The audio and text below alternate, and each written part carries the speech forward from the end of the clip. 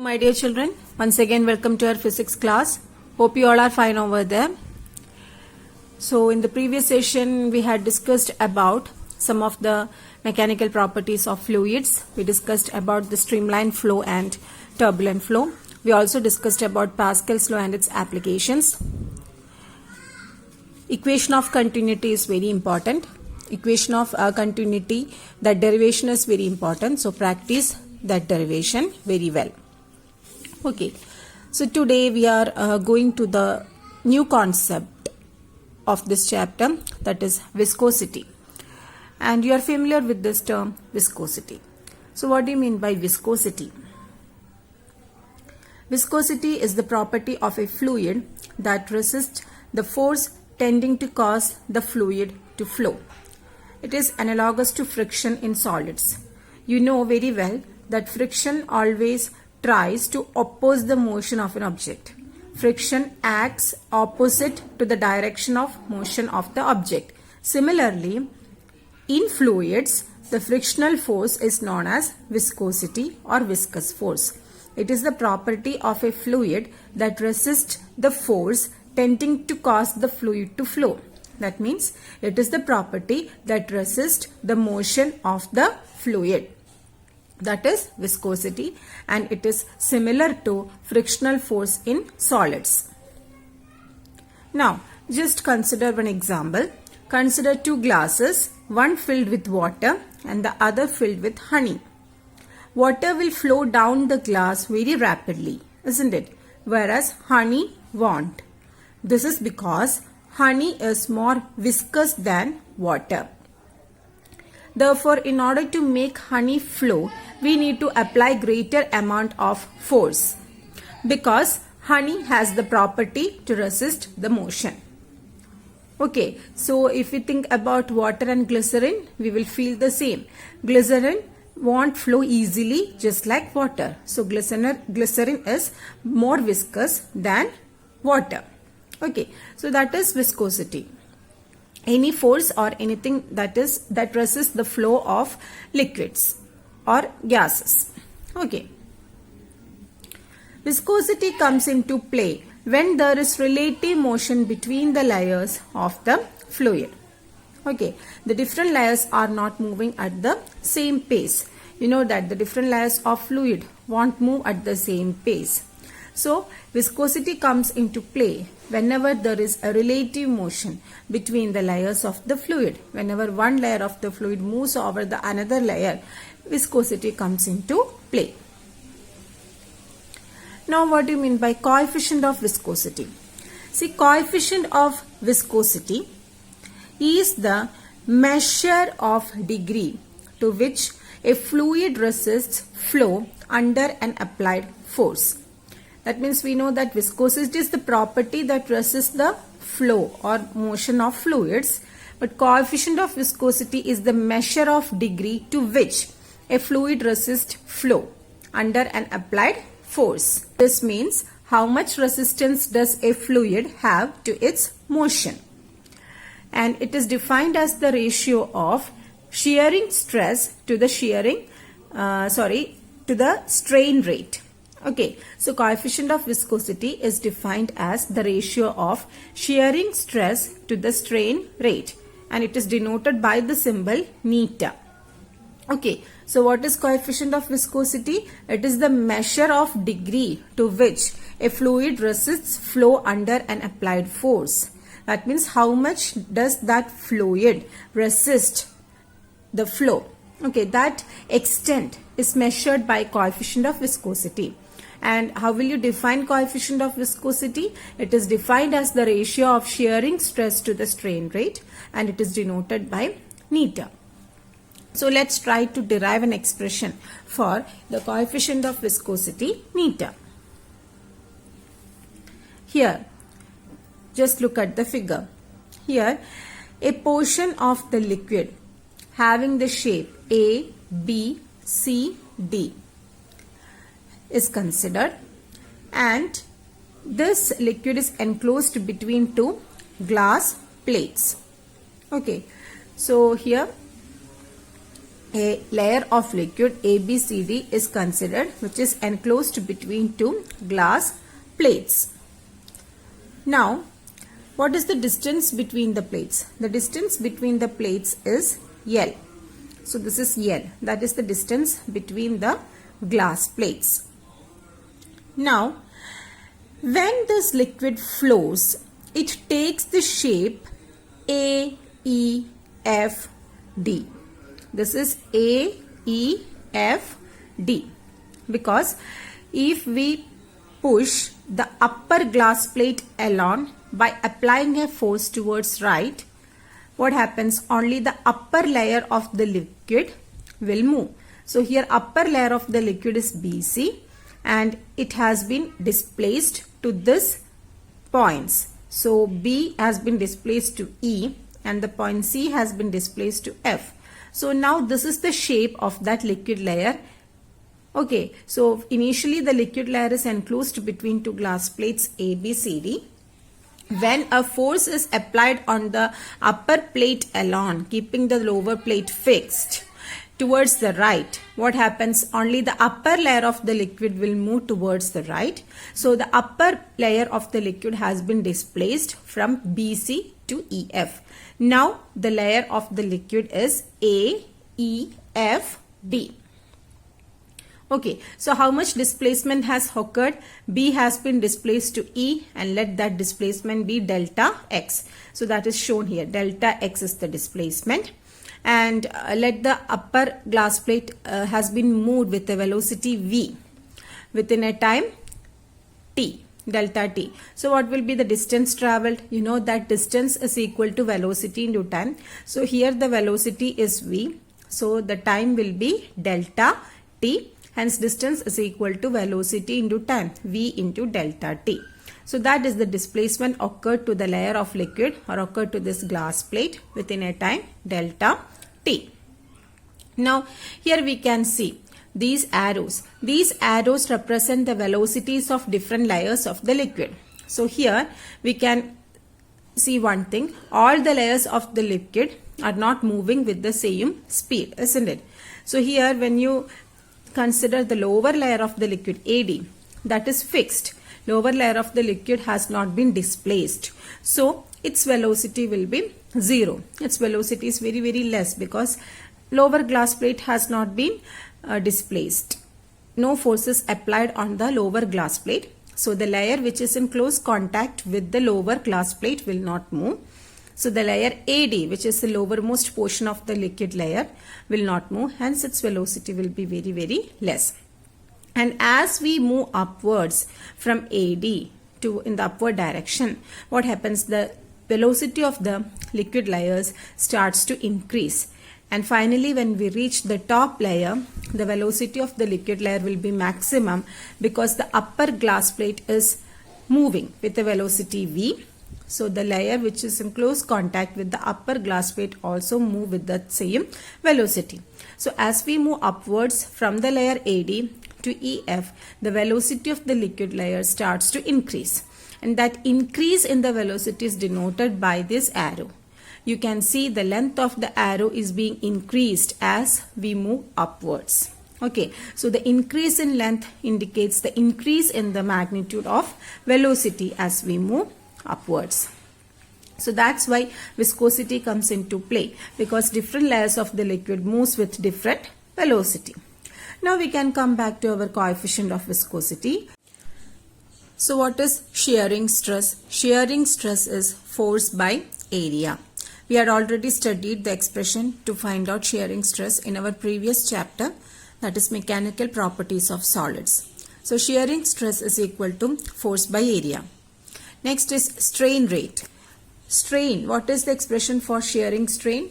The expression for shearing strain is delta X by L, isn't it? That also we had discussed in our previous chapter. So shearing strain is delta X by L, where L is the length of the liquid layer or the distance between the glass plates. And strain rate will be strain by time. So here strain is delta X by L. And strain divided by time will be equal to delta X by L into delta T. Okay, so when we divide by time, delta T will appear in the denominator. So shearing stress is force by area. Strain rate is delta x by L into delta T. And what is neta? Neta means coefficient of viscosity, and that is shearing stress divided by strain rate. So substitute the expressions. Shearing stress is force by area. Strain rate is delta x by L delta T. When we rearrange, we will get F into L divided by V into A. See, how is it possible? See, just look here. We know that neta is equal to F divided by A all divided by delta x by L into delta T, isn't it? So just simplify it. When you simplify it, you will get neta is equal to F by A. This division can be converted to multiplication. Then take the reciprocal of the denominator. When you take the reciprocal of denominator, you get L into delta T by delta X. Okay. Now equal to F into L divided by A into, see, what is delta T by X? You know that delta X by T, see here it is written, delta X by T is velocity V. Displacement by time is velocity V. So delta T by delta X will be 1 by V. So here delta T by delta X will be 1 by V. So V will come in the denominator. Hence, the coefficient of viscosity neta is equal to F into L by A into V. And the unit of viscosity is Poiseuille, and it is denoted by Pi, also Pascal per Newton second meter raised to minus 2. So this is another unit of viscosity. Okay. And dimensional formula for viscosity is ml raised to minus 1, T raised to minus 1. Okay. So the unit of viscosity is Poiseuille, Pi. It's very important. So that's all about the coefficient of viscosity. Neta is equal to F into L by V into A, where F is the force, L is the length of the liquid layer, V is the velocity, and A is the area. Okay. Next, we can discuss about another important law that is influenced or that governs the viscosity. See, if a body is moving through a fluid, its velocity is influenced by the viscosity of the medium, isn't it? If you consider a raindrop falling from the sky, the motion of the raindrop is influenced by the viscosity of air through which it is falling down. So Stokes' law discuss about the force that retards the motion of a spherical object. Okay, so what is Stokes' law? The force that retards a sphere moving through a viscous fluid is directly proportional to the velocity and the radius of the sphere and the viscosity of the fluid. Okay, so what is the statement of Stokes' law? Stokes' law states that the force that retards a sphere, that means it's a viscous force. Any force that retards the motion of a sphere will be a viscous force acting on that sphere. So if you just consider a raindrops, it is a sphere, and if it is coming down, it is moving through the medium air. So air will offer a viscous force or a opposite force to the motion of the sphere. And Stokes' law describes about that force. According to Stokes' law, that force will be directly proportional to three factors. Which are the three factors? One is velocity of the sphere, second one is radius of the sphere, and third one is viscosity of the fluid. Okay, so the force that retards the motion of a sphere moving through a viscous medium is directly proportional to velocity, radius of the sphere, and viscosity of the fluid. And this is the mathematical expression of Stokes law. If you remember this mathematical expression, you can easily state the Stokes law. So this is the mathematical expression. Force F is equal to 6 pi neta RV, where 6 pi is a constant, neta is viscosity, R is the radius, and V is the velocity of the sphere. Okay, so Stokes law is applicable only to laminar flow of liquids. It is not applicable to turbulent flow. Okay, it's not law, children, it's flow. It's not applicable to turbulent flow. So this statement is very, very important. Stokes law. This is the Stokes formula, 6 pi neta RV. So from this statement, it is very clear the force is directly proportional to viscosity, neta, R radius of the sphere, and V is the velocity of that sphere. Okay. Now, we can discuss about terminal velocity. So what do you mean by terminal velocity? It is the maximum velocity of a body moving through a viscous fluid. So what is terminal velocity? It is the maximum velocity of a body moving through a viscous fluid, and it is attained when the force of resistance of the medium is equal and opposite to the force of gravity. Okay, so as the velocity is increasing, the retarding force will also increase, and a stage will come when the force of gravity becomes equal to the resistance force. After that point, velocity won't increase, and this velocity is known as terminal velocity. It is denoted by V suffix T. Okay, so consider a sphere. This sphere is moving through a viscous medium. As it moves down, or as the sphere is falling down, its velocity increases. That you agree, because it is being influenced by the force of gravity. So as the object moves down, its velocity increases due to that attraction.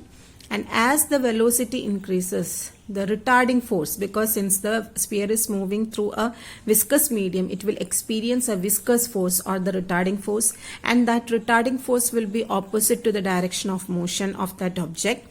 Here sphere is moving downwards, so the viscous force will be acting in the opposite direction, in the upward direction, because it always tries to oppose the motion. So viscous force will be acting in the upward direction. And so as the velocity of the object increases, this viscous force or this retarding force will also increase, and a stage will come when the force of gravity of this object will become equal to the resistance force. And you know the force of gravity is mg. So when the weight of the object becomes equal to this viscous force, equilibrium situation is achieved, and after that point, velocity won't increase. The object will fall down with a constant velocity, or the object will move with a constant velocity from thereafter, and this velocity is known as terminal velocity. It is denoted by Vt. So here, as the sphere comes down, its velocity increases due to the gravitational attraction, and as the velocity increases, viscous force also increases. Finally, a stage is reached when the weight of that object becomes equal to this viscous force, and from thereafter, suppose this is the point where weight balances the frictional force or the viscous force, and from that point onwards, the object will move with a constant velocity. Thereafter, the velocity will not increase. Object moves with a constant velocity, and this velocity is known as terminal velocity. It is denoted by Vt. Next, let's try to derive an expression for the terminal velocity. So in order to derive an expression for terminal velocity, we need to consider a sphere. The same example that I have cited in the previous slide. So consider a sphere. Let A be the radius of that sphere, and this sphere has a density of rho, and this sphere having a density rho is moving through a medium of density sigma. So don't get confused between the densities rho and sigma. Rho is the density of the sphere, and sigma is the density of the medium through which the sphere is moving. Okay, and let neta be the viscosity of that fluid. Then what will be the viscous force acting on the sphere? So the viscous force acting on the sphere is given by our Stokes law. And what is that Stokes law? Stokes law is F is equal to 6 pi r neta v, where r was the radius of the sphere. So here radius is a. So 6 pi a neta v. This is Stokes law, or this is the viscous force acting on the sphere. So you know that whenever a sphere moves through a medium or when it falls down, what happens? It will experience a viscous force, and that viscous force will act in which direction? Upward direction. Okay. Now when the body comes down, its velocity increase. Hence the viscous force will also increase. When the viscous force is equal to weight of the body in the medium, the net force on the body is 0. Isn't it? So weight of the body. What is weight of the body? Weight of the body is mg. And we need to rewrite this expression. You know that mass is equal to density into volume. Isn't it? So volume of the sphere, let it be 4 by 3 pi a cube. Radius is a. So this is volume. Volume into density. So what will be the density? See here, the density, two densities are there, and we need to consider both the densities.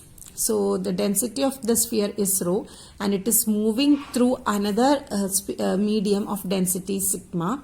So the density can be written as rho minus sigma. Rho minus sigma. That will be the density. So mass is equal to volume into density. That is mass into g. So this will be the weight of the object. Okay. W is equal to mg, where m is density into volume. So volume is 4 by 3 pi a cube, and density is rho minus sigma. Okay. Now when this weight balances the viscous force, total force acting on the sphere will be 0. So when this weight balances, what does it mean? We can equate both the forces. So 6 pi a neta v. This is the viscous force, and when this viscous force balances the weight, means when this becomes equal to this weight, that is 4 by 3 pi a cube into rho minus sigma into g. Okay. What happens? The total force acting on the object will be 0. So when the total force acting on that sphere will be 0, the velocity will be a constant, and that constant is terminal velocity. So from that point onwards, v will be v suffix t. So here instead of 6 pi a neta v, we need to substitute v suffix t. Now just cancel the like terms on both sides. So this is the balancing condition. When the viscous force becomes equal to weight, total force acting on the sphere will be 0, and from that point onwards the sphere will move down with a constant velocity, and that velocity is terminal velocity vt. Now cancel like terms. Pi will be cancelled, a will be cancelled, and here we have a square. Then we are left with certain terms. So from this, what is terminal velocity vt? Terminal velocity vt is equal to 4 by 3 a square rho minus sigma into g divided by 6 neta. Okay, so here 2 into 2 for 2 into 3, 6. So we are left with 2 a square rho minus sigma into g divided by 9 neta. So this is the expression for terminal velocity Vt. 2a square rho minus sigma into g divided by 9 meter. So you must practice this derivation. It's very important, and derivation will be there in your printed notes. Okay, practice this derivation thoroughly. So with this, I am concluding my session. Notes of the topic have been uploaded. Just go through it. We will meet in the next session. Till then, take care all of you. Stay home, stay safe. Thank you.